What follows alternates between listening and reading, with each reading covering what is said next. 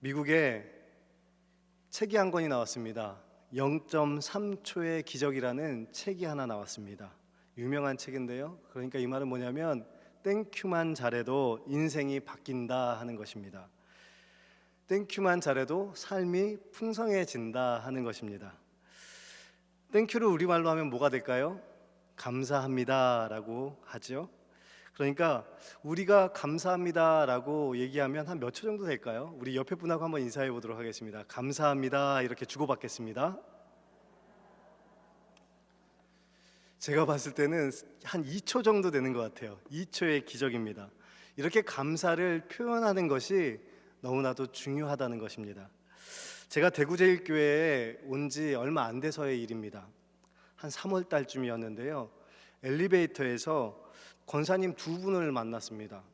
그래서 처음 이제 권사님 두 분을 뵙고 공식적으로 인사를 안 드렸기 때문에 제가 아마 누군지도 잘 모르셨을 수도 있어요. 근데 엘리베이터에서 만났잖아요. 그러니까 저도 굉장히 어색하고 또 권사님 두 분도 굉장히 어색한데 뭘 타야 되죠? 엘리베이터를 같이 타야 되는 거예요. 그래서 내가 인사를 드려야겠지? 드릴까 말까, 무슨 말을 할까 말까, 이렇게 고민이 들더라고요. 그 짧은 순간에. 그런데 제가 정말 세뇌 교육을 받고 왔거든요. 대구 가면 이 목사 무슨 말을 하더라도 상처받지 마. 대구 분들이 무뚝뚝할 수가 있어. 그리고 서울 사람들은 새침대기라고 얘기할 수 있으니까 어떤 말을 해도 상처받지 마. 그 말이 계속 생각이 나는 거예요. 그래서 좀 이렇게 침묵이 있다가 엘리베이터 탔으니까 인사는 드려야 되잖아요. 그래서 인사를 드리고 저도 모르게 부산은 따뜻한데요. 대구는 더 따뜻하네요. 이렇게 말한 거예요. 그러니까 권사님 한 분이 맞아요. 조금 침묵이 있다가 말씀하시더라고요. 세게 말씀하셨으면 제가 주눅이 들 텐데 그래요, 맞아요. 대구는 따뜻해요 그러시는 거예요. 그런데 그 옆에 있던 권사님이 더 압권이었어요. 옆에서 있다가 목사님 수성교구로 오셨죠? 그러는 거예요. 그래서 제가 네 맞습니다 그랬더니 목사님이 수성교구로 오니까 더 따뜻해요 이러는 거예요. 이야, 누가 대구 분들 무뚝뚝하대요. 누가 서울 사람 새침대기라고 얘기한대요. 저는 그 말을 듣고 얼마나 감사했는지 몰라요. 야, 대구는 이렇게 따뜻한 곳이구나. 대구제일교회는 그렇게 아름다운 교회구나. 제가 위로를 받고요. 얼마나 감사했는지 몰라요. 그런데 사람도 이렇게 감사를 표현했을 때 얼마나 기뻐요? 그런데 하나님은요. 사람도 그러할진데 하나님도 감사를 표현할 때 감사는 무엇입니까? 받은 것을 받았다고 하는 게 감사 아닙니까? 하나님이 주신 은택이 감사하는 거 아닙니까? 그래서 하나님을 송축하는 것, 하나님께 감사할 때 하나님께서는 더 큰 은혜를 주실 줄 믿습니다. 특별히 추수감사주일은 하나님 앞에 1년간의 세월을 이렇게 뒤돌아보면서 모든 은혜를 감사하는 거예요. 지난 과거에 하나님께서 해주신 일들을 이렇게 필름처럼 생각하면서 감사하다. 그리고 또한 앞으로 하나님께서 해줄 것들을 보면서 바라보면서 감사하다. 이렇게 신앙 고백하는 게 추수감사절입니다. 그래서 감사란 말에는 우리가 하나님의 은혜를 받았고 지금도 누리고 있고 또한 특별히 그것을 앞으로도 소망한다는 의미를 다 담고 있는 것입니다. 그래서 추수감사절은 너무나도 중요합니다. 근데 여러분, 우리들의 모습을 한번 보세요. 현재의 모습을 한번 돌아보세요. 우리는 항상 현재만 가지고 감사할 거리를 찾지 않습니까? 내가 지금 성공은 했나? 지금 내가 건강은 하나? 내가 지금 잘 되고 있나? 이것을 가지고 감사의 제목을 우리는 찾습니다. 근데 여러분, 과거 없는 현재가 어디 있습니까? 과거가 토대가 되었기 때문에 현재가 있는 거 아닙니까? 또한 현재가 있는 것은 또한 미래가 있기 때문에 지금 현재가 있는 것 아닙니까? 지금 현재만 가지고는 우리는 감사할 제목을 찾을 수가 없어요. 그래서 추수감사주일이 중요한 것입니다. 중요한 이유는 현재만 사는 사람이 아니라 전능하신 하나님께서 나의 과거를 함께하여 주셨고 여기까지 인도해 주셨고 지금도 지켜주시며 우리의 미래도 하나님께서 지켜주실 것이라고 하는 과거와 현재와 미래를 바라보는 시간이 추수감사주일이기 때문에 이 추수감사주일이 너무나도 중요한 것입니다. 여기까지는 우리가 이해했어요. 너무 좋아요. 그런데 한번 2020년도를 한번 바라보세요. 근데 우리 추수감사절이 예전과는 좀 다르지 않습니까? 예전에 추수감사절 하면은 풍성했잖아요. 서로 교제가 있었잖아요. 감사가 있었잖아요. 교회에서 지나간 일들을 이렇게 사역들을 이렇게 막 필름처럼 이렇게 지나가면서 얼마나 풍성한 사역들을 하셨어요. 그런데 올해는 어때요? 코로나19라는 그 괴물이 생겨서 모든 것들을 잃어버리게 만듭니다. 무슨 기도의 제목이 있었지? 무슨 감사의 제목이 있었지? 올 한 해를 돌아보면 참 막막하죠. 그리고 기도의 제목 또한 감사의 제목을 찾아보려고 해도 잘 찾아지지가 않아요. 잘 생각이 안 나요. 그냥 마스크만 계속해서 쓰고 다닌 것 같아요. 그리고 마음 편하게 누구를 만나서 뭐 식사를 할 수 있나, 마음 편하게 손을 잡고 격려하면서 안아줄 수가 있나, 여행을 뭐 마음 편하게 그렇게 할 수가 있나, 영화를 마음 편하게 볼 수가 있나, 여러모로 과거를 바라보면, 지나온 10개월을 바라보면 야, 정말 암울한 시간만 보낸다 하고 있지는 않으십니까? 또한 우리의 앞날을 한번 또 생각해 보세요. 우리의 앞날은 밝습니까? 답이 나오지 않는 상황 아니지 않습니까? 그래서 이번 추수감사주일은 뒤를 돌아봐도 막막하고 어수선하고 앞을 내다봐도 암울하고 그런 추수감사주일을 지낼 수밖에 없는 것입니다. 우리의 삶은 계속해서 힘들고요, 불안하고요, 염려를 가질 수밖에 없는 현실입니다. 우리의 현실을 대표적으로 나타내 보여주고 있는 인물이 한 명이 있어요. 그건 바로 오늘 본문에 나오는 아브라함입니다. 아브라함은 우리가 생각할 때는 어때요? 믿음의 조상, 또한 헤브론 마므레에서 정말로 하나님과 뜨겁게 교제했던 사람, 그리고 우리 민족의 또한 조상, 믿음의 조상, 그렇게 훌륭한 인물로 우리는 기억하고 있잖아요. 그런데 아브라함이 과연 그렇게 훌륭한 삶을 살았을까요? 아브라함은 하나님께 부름받은 이후로요, 항상 불안한 삶을 살았습니다. 지금도 또한 불안한 삶을 살고 있습니다. 마음 편하게 살고 있는 아브라함이 아니에요. 오늘 말씀 창세기 17장 1절 말씀을 다 함께 한번 읽겠습니다. 자, 시작. 아브라함이 99세 때에 여호와께서 아브라함에게 나타나서 그에게 이르시되 나는 전능한 하나님이라 너는 내 앞에서 행하여 완전하라. 아멘. 아브라함이 지금 몇 세 때래요? 99세 때라고 얘기하고 있어요. 그리고 이름이 바뀌었습니까? 안 바뀌었습니까? 이름도 안 바뀌었어요. 무슨 말이냐면 지금 살고 있는 이 고향 갈대아 우르를 떠나서 하란을 지나서 지금 가나안 땅으로 들어갔단 말이죠. 그것도 75세 때 하나님의 약속의 말씀을 믿고요. 언약의 말씀이 뭐였습니까? 큰 민족을 이루게 해주겠다, 번성케 하여 주시겠다, 하나님 말씀하여 주셨잖아요. 그 한마디 약속의 말씀을 믿고 지금 75세 때에 가나안 땅으로 들어간 거예요. 그런데 가나안 땅까지 왔는데 지금 몇 년이 흘렀어요? 24년이 흘렀습니다. 이제는 99세가 되었다는 거예요. 무려 24년이 지금 지난 상황 가운데 아브라함의 인생을 한번 보십시오. 절망적인 상황입니다. 약속의 말씀이 이루어지지가 않았어요.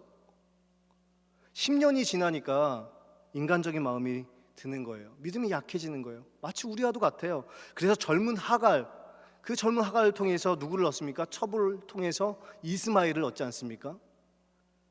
86세 때 이스마엘을 하나님의 언약의 약속이 아닌 인간적인 욕심으로 낳은 아들이 이스마엘입니다. 그리고 이스마엘을 낳은 지도 지금 몇 년이 흘렀어요? 13년이 흘렀어요. 하나님께서는 13년 동안 나타나셔가지고 한마디도 하지 않으셨어요. 아브라함아, 힘들지? 내가 약속의 말씀을 이루어줘야 되는데 아직도 안 이루어지니까 너무 힘들지? 그래도 믿고 의지해야 돼. 이렇게 단 한마디의 말도 하지 않으셨어요. 만약 그랬다면 희망을 가졌겠죠. 그리고 하나님을 의지했겠죠. 그런데 그렇게 말씀하신 적이 없어요. 그러니까 아브라함이 99세가 되었다는 것은 절망적인 상황이라는 것입니다. 24년 동안 과거도 힘들고 지금도 힘들고 미래도 빛이 없는, 마치 깜깜한 빛이 없는 터널을 지나는 것처럼 그렇게 깜깜했다는 것입니다. 그렇게 앞이 안 보일 때 하나님께서는 어떻게 해요? 나타나서 찾아가시고 만나 주십니다. 또한 아브라함이 소명이 흔들리고 있어요. 약속의 말씀을 믿지 않아요. 하나님은 언약을 맺었으면 반드시 그 언약을 이루시는 하나님인데 그 하나님의 언약의 말씀을 믿지 않고 있습니다. 그 소명이 흔들릴 때 하나님께서 나타나셨어요. 여기서 중요한 것은 무엇인지 아십니까? 하나님이 나타나셨다는 것입니다. 여러분, 왜 기독교와 타종교가 틀린 줄 아십니까? 타종교는 인간이 신을 찾아 나섭니다. 그래서 인간이 노력하고요, 돌을 닦고요, 지극정성을 다해가지고 신을 감동시키려고 노력합니다. 그것이 타종교예요. 타종교는 개인의 행위와 또한 노력만을 강조합니다. 그런데 기독교는 어때요? 이런 종교는 없어요. 하나님이 인간을 찾아와서 만나 주십니다.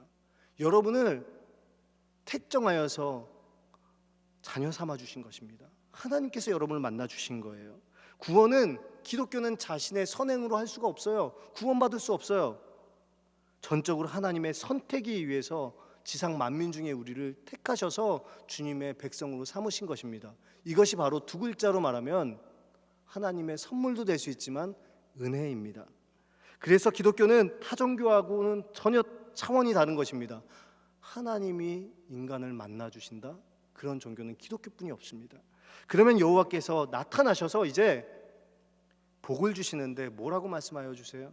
오늘 말씀해 보니까 그에게 이르시되 그랬어요. 그에게 이르시되. 하나님이 이렇게 말씀하시는 게 왜 복입니까? 그에게 이르시되. 여러분, 인간의 말은요 100% 이렇게 지키려고 노력해도 100% 지켜집니까? 인간의 말은 믿을 수가 없어요. 친한 분이 있어요. 친한 분하고 대화를 잘했어요. 그리고 나중에 너무 좋으니까 다음에 우리 또 만나자고. 여러분, 만나기가 쉽습니까? 잘 못 만나지 않습니까? 권사님, 제가 아들을 위해서 기도해 드릴게요. 따님을 위해서 기도해 드릴게요. 제가 기도 꼭 해드릴게요. 헤어질 때 말씀하시죠? 그런데 매일매일 그렇게 기도해 드립니까? 인간의 말은 믿을 수가 없습니다. 그런데 하나님께서는 언약을 맺으셨으면, 말씀을 하시면요, 하나님이 이르시되 이렇게 말씀을 하시면 그 말씀을 하나님께서는 반드시 지켜주십니다. 히브리어로 말씀은 나바르입니다. 나바르. 말씀도 나바르고요, 사건도 나바르입니다. 이게 무슨 뜻이냐면 하나님이 말씀하시면 그거는 뭐가 된다는 거예요? 사건이 된다는 거예요. 바로 하나님이 말씀하시면 그대로 이루어지는 거나 다름없다는 말씀입니다. 성경에서 한번 보세요. 빛이 있으라 그랬더니 뭐가 있었어요? 빛이 있었잖아요. 중간에 아무 과정도 없습니다. 말씀이 사건이 되는 것이 바로 하나님이 이르시되입니다.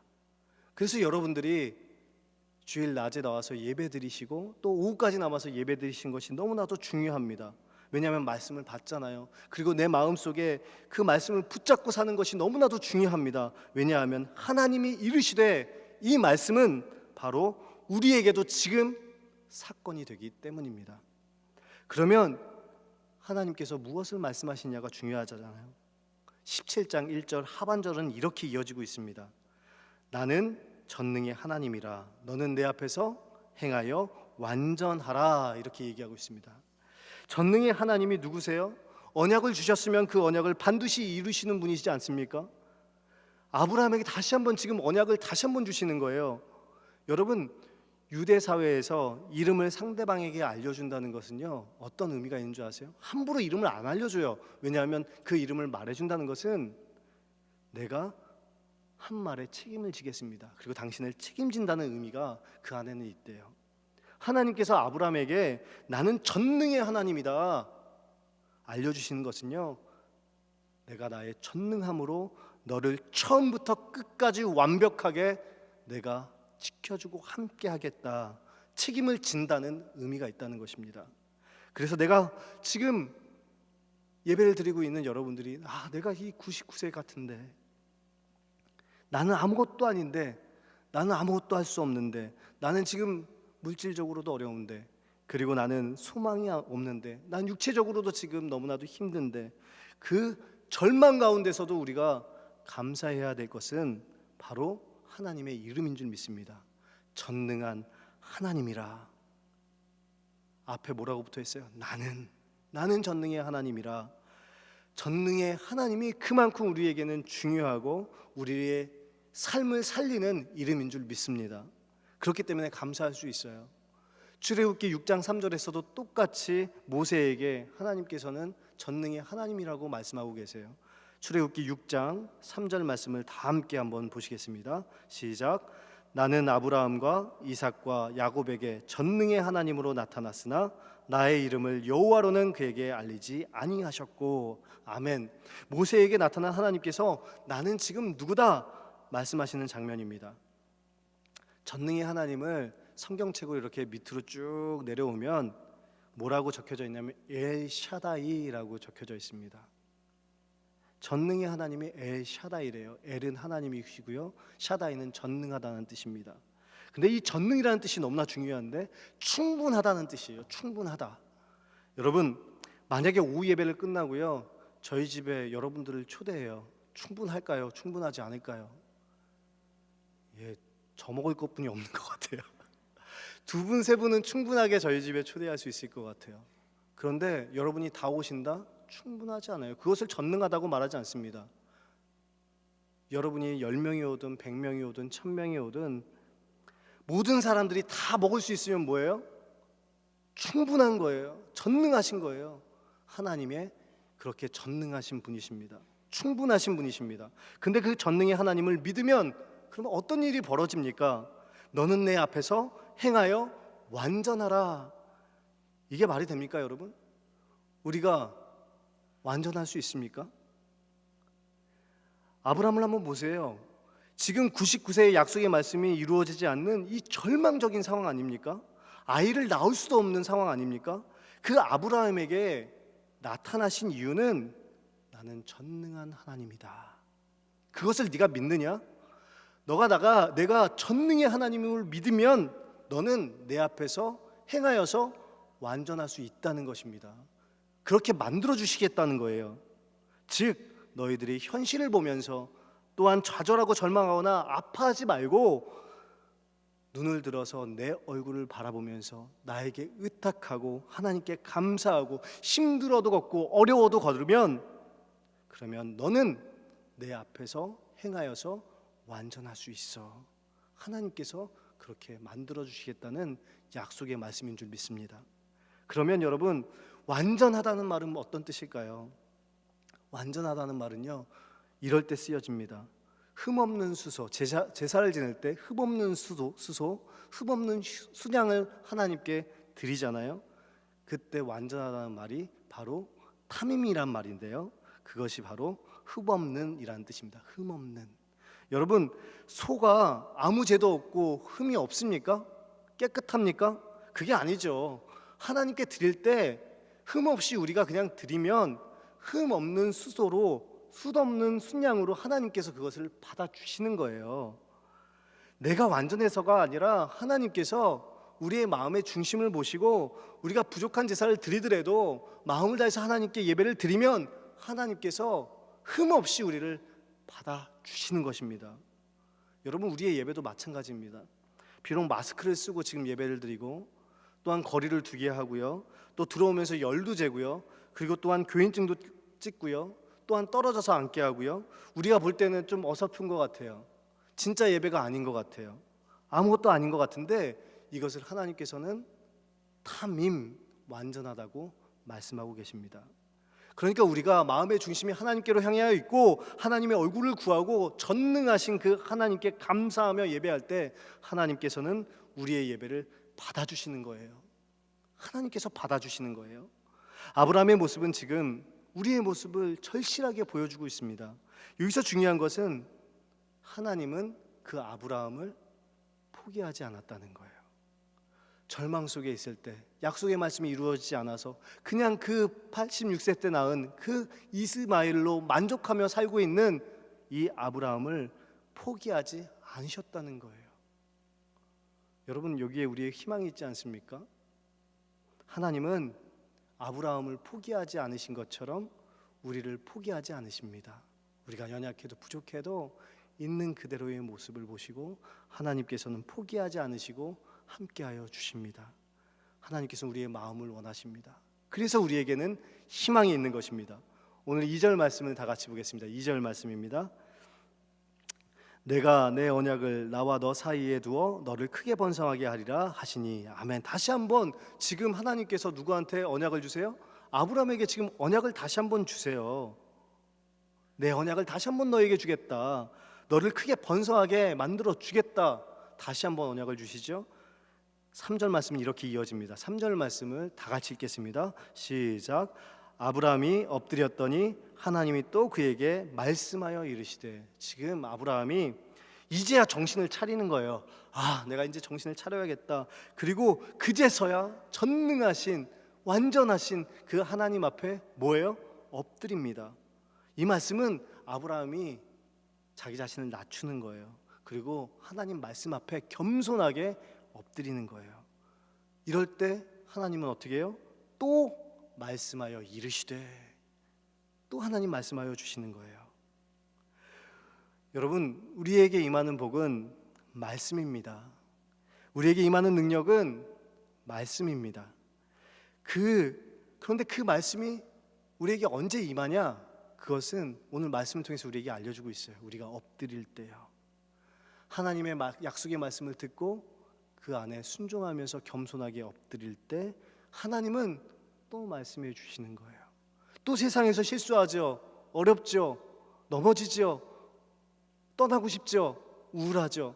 그런데 다시 한번 성전에 와서 하나님 앞에 엎드릴 때 하나님께서는 우리에게 살아갈 힘과 용기를 주실 줄 믿습니다. 다시 한번 손을 잡아 주실 줄 믿습니다. 이제 4절 말씀입니다. 우리 4절 말씀을 다 함께 읽겠습니다. 보라, 내 언약이 너와 함께 있으니 너는 여러 민족의 아버지가 될지라. 아멘. 내 언약이 너와 함께 있다. 반드시 나는 그 언약을 지켜줄 거야. 너는 한 민족의 아버지가 아니야. 여러 민족의 아버지가 된다는 것입니다. 그러니까 전능한 하나님께서 그에게 지금 확실하게 다시 한번 확실한 미래를 활짝 보여주시는 것입니다. 그리고 실제로 그렇게 이루어졌습니까? 이루어지지 않았습니까? 아브람도 유대민족의 아버지였죠. 아람 사람의 아버지였죠. 에돔 민족의 아버지였죠. 그두라 민족, 그 첩의 그두라 아들이 많았잖아요. 그 민족의 아버지가 되게 해주셨어요. 실제로 여러 민족의 아버지가 되었습니다. 그리고 이제는 하나님께서 이 아브라함의 이름을 바꿔주십니다. 우리 5절 말씀 중요한데 5절 말씀을 다 함께 읽겠습니다. 시작. 이제 후로는 내 이름을 아브람이라 하지 아니하고 아브라함이라 하리니 이는 내가 너는 여러 민족의 아버지가 되게 함이니라. 아멘. 아브라함의 이름의 뜻이 뭐예요? 존경받는 아버지예요. 여러분, 존경받는 아버지가 되고 싶어서 이름을 이렇게 지었고요. 그 이름으로 몇 세까지 살았어요? 100세까지 사는데 참 아이러니하게도 아들이 이스마엘 한 명이에요.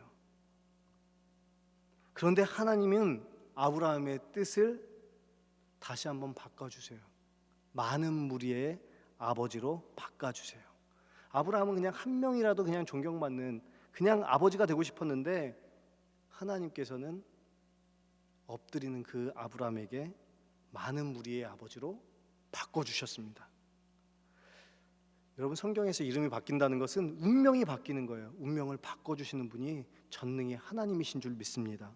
그리고 또한 누굴 바꿔주세요? 15절에 보니까 사례를 뭐라고 바꿔주세요? 사라라고 또 바꿔주세요. 여러분, 많은 학자들이 사례를 뭐라고 얘기하냐면 성녀, 돌계집이라고 얘기합니다. 그러니까 아이를 못 낳는 돌과 같은 계집이라고 말합니다. 그런데 이름을 바꿔주세요. 사례가 잘나서요? 믿음 생활을 잘해서요? 아니요. 하나님께서 그 언약을 성취하는 하나님이시기 때문에 그 이름을 바꿔주세요. 돌려해서. 뭐로 바꿔주십니까? 여주인으로 바꿔주십니다. 황후로 바꿔주십니다. 그는 달라질 게 없었어요. 그런데 하나님께서 언약을 맺으신 그 전능하신 하나님께서 그의 이름을 또한 그의 운명을 아예 바꿔주시는 것입니다. 여러분, 이 자리에 모인 여러분들도 소원이 있지 않습니까? 마음에 소원이 있지 않습니까? 어떤 게 있으세요? 어떤 소원이 있으세요? 좀 미리 감사했으면 좋겠어요. 저는 솔직히 아브라함만 됐으면 좋겠어요. 아브라함만 됐으면 좋겠어요. 이름 바뀌기 전에요. 제 딸한테 인정받았으면 좋겠어요. 그런데 하나님은요, 그거 아니래요. 저는 한 명한테 존경받는 아버지가 되기를 원했지만 하나님께서는 그걸로 만족하지 않으시고 아브라함으로 우리의 인생을 바꿔주십니다. 하나님 앞에 엎드릴 때요. 그리고 하나님의 사람으로 세워주십니다. 그리고 하나님의 사람으로 하나님께서 끝까지 만들어 가십니다. 또한 돌계집에 불과한 우리를 하나님께서 여주인으로 삼으십니다. 이것이 바로 전능하신 하나님의 말씀입니다. 또한 19절에 보면 저희가 읽지 않았지만 언약의 아들 누굴 주세요? 이삭을 주세요. 근데 이삭의 이름이 무엇입니까? 뜻이 뭐예요? 웃음이라는 뜻입니다. 하나님은 아브라함 가정에 진짜 웃음을 주세요. 이스마엘 말고요. 진짜 웃음인 이삭을 주세요. 그런데 더 수스라치고 놀라운 것은요, 그 웃음의 대를 이어서 또한 계보를 내려오면 마태복음 1장 1절에서 이렇게 나와 있어요. 우리 함께 읽어볼까요? 마태복음 1장 1절입니다. 시작. 예수 그리스도의 계보라. 이렇게 이어집니다. 비록 죄인인 나, 또한 연약한 나, 그런 나를 구원하시는 전능하신 하나님을 바라보면서 또한 특별히 나를 위해서 죽으시고 부활하신 예수님 때문에 우리가 진짜 어려운 상황에서도 감사할 수 있고 또한 웃을 수 있는 것입니다. 이것이 진짜 웃음입니다. 우리 안에 예수 그리스도만 있다면 우리는 웃을 수 있습니다. 이것이 저와 여러분과 맺은 하나님의 영원한 언약인 줄 믿습니다. 우리는 다 끝난 것 같아요. 99세의 아브람도 같아요. 그냥 이렇게 올 한 해도 그냥 코로나 때문에 이렇게 감사하지 못하고 이렇게 넘어갈 것 같아요. 일상이 무너졌고요. 벌써 다 잃어버린 게 많아요. 자녀들도 마음대로 볼 수가 없고요. 그런데 하나님은요, 무너지지 않았다고 말씀하여 주십니다. 내가 너희에게 나타나서 지금 말하지 않았냐? 전능한 하나님이라고 말하지 않았냐? 왜 너희의 환경 때문에, 그 연약한 것 때문에 왜 절망하느냐? 왜 환경을 바라보느냐? 너는 내 앞에서 행하여 완전하라. 즉 너희는 내 얼굴을 바라보고 힘들 때일수록 스스로 걸어 나에게 의탁하고 의존하고 바라보면서 힘들어도 걷고 어려워도 걸어라. 그러면 내가 너를 완전하게 행할 수 있도록 만들어 주겠다. 하나님께서는 힘과 용기를 우리에게 주고 계십니다. 여러분, 이 시간 한번 지난 한 해를 10개월 동안의 과정을 한번 필름처럼 한번 생각해 보세요. 여러분, 잃어버린 것 같지만 아니지 않습니까? 자녀는 그래도 잘 크고 있습니다. 저희 교회에 정말 아기가 4명인 가정이 얼마나 많은지 몰라요. 저희 목회자 중에도 있습니다. 이 와중에도 태어난 귀한 생명이 있습니다. 얼마나 주어진 것들이 생각해 보면 많은지 모릅니다. 그리고 대구 제일교회의 성도님들이 정말로 조금씩 힘을 모아서 마음을 모아서 이 코로나19를 이겨내고 있습니다. 여기까지 올 수 있었던 것은 전능한 하나님의 은혜인 줄 믿습니다. 여기까지 올 수 있었던 것은 하나님의 일방적으로 부어주시는 헤세드의 사랑인 줄 믿습니다. 이 시간 추수감사주를 맞이하면서 한 해를 돌아봤을 때 현실은 바쁘잖아요. 그리고 외롭잖아요. 그렇지만 그럼에도 불구하고 감사하는 대구 제일의 가족들이 있었어요. 그 글을 잠시 소개하고 말씀을 마무리하려고 합니다. 어떤 권사님이 그랬어요. 수성교구인데요. 하루하루 육아와 양육 때문에 너무너무 힘들었대요. 지쳐갔대요. 그런데 그 부족한 엄마를 지지해주고 사랑해주는 2딸이 있어서 감사했대요. 보듬어주는 남편이 있어서 감사했대요. 근데 그 다음이 중요해요. 나는 백도 한 명도 없는데 주님이 나의 백으로 한 해 동안 지켜주시고 함께 해주셔서 감사하대요. 이런 고백이 여러분의 고백이 되길 간절히 소망합니다. 또한 어떤 분이 이렇게 감사하고를 표현하고 계세요. 코로나로 인해서 계절을 잊고 살아간대요. 그런데 이 가을에 동네 올레길을 이렇게 걷는데 세상 걱정 염려가 되게 많은데 그 올레길을 걸으면서 하나님이 창조하신 아름다운 자연을 보면서 참 감사하더래요. 또한 한 권사님이 이렇게 얘기해요. 무엇보다도 기쁨과 슬픔 또한 기도 제목을요 함께 나눌 수 있는 아름답고 복된 대구제일교회라는 공동체 주심에 감사하다고 저한테 보내주셨어요. 얼마나 은혜가 되던지요. 또 어떤 집사님은 이렇게 고백합니다. 코로나19로 인해서 경제적으로 많이 힘들대요. 힘든 시간이라고 솔직하게 말씀해 주셨어요. 그런데 가족들과 이전보다 더 많이 함께하는 시간이 있었대요. 그래서 가족끼리 더 알아가고 화목하고, 그래서 이 절망적인 상황 가운데서도 하나님께 감사한다고 글을 적어 보내주셨습니다. 또한 마지막이 또 은혜가 되더라고요. 이 코로나로 인해서 비대면으로 또한 사회이 거리두기를 하고 있잖아요. 그래서 정말 인간적인 만남은 굉장히 소원해졌대요.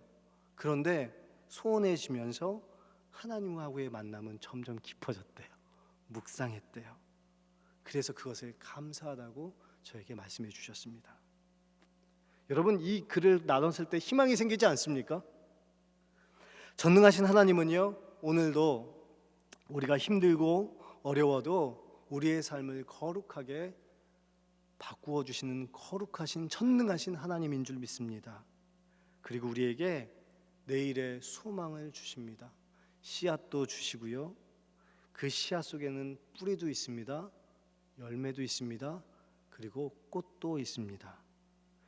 그 소망을 가지고 남은 2020년도 그리고 내년 한 해도 하나님, 그 전능하신 하나님께 감사하면서 하나님과 동행하시기를 바랍니다. 동행은요, 하나님이 우리의 걸음걸음을 맞춰주시는 게 동행이라고 했습니다. 하나님이 동행해 주시려면 주님 앞에 나와서 엎드리셔야 돼요. 그리고 엎드릴 때 하나님께서 우리의 발을 맞춰주시고 은혜를 주시고, 무엇보다도 하나님이 우리를 찾아와서 만나 주실 줄 믿습니다. 그렇게 감사하는, 전능하신 하나님을 감사하는 저와 여러분 될 수 있기를 간절히 소망합니다. 기도하겠습니다. 하나님 아버지, 이 시간 창세기 17장 1절에서 5절 말씀을 통해서 말씀을 깨닫는 시간이 되게 하여 주시고, 응답받는 기도의 은총의 시간이 될 수 있도록 인도하여 주옵소서. 이 시간 우리의 눈이 열리기를 원합니다. 우리의 눈이 하나님을 향하여 있기를 원합니다. 그리고 또한 하나님이 하시는 일을 온전히 믿고 그렇게 반드시 이루실 줄 믿고 그 언약 속에서 행복을 누리며 안정감을 누리며 감사하며 나아가는 믿음의 백성들 될 수 있도록 하나님 인도하여 주옵소서. 이제 세상을 나가면 또 영적인 전쟁터입니다. 하나님께서 품에 안아 주시고 세상에서도 승리할 수 있도록 승리를 각오하고 또한 결단하고 승리를 주신 하나님을 바라보는 제1의 가족들 될 수 있도록 인도하여 주옵소서. 예수 그리스도의 이름으로 간절히 기도하옵나이다. 아멘.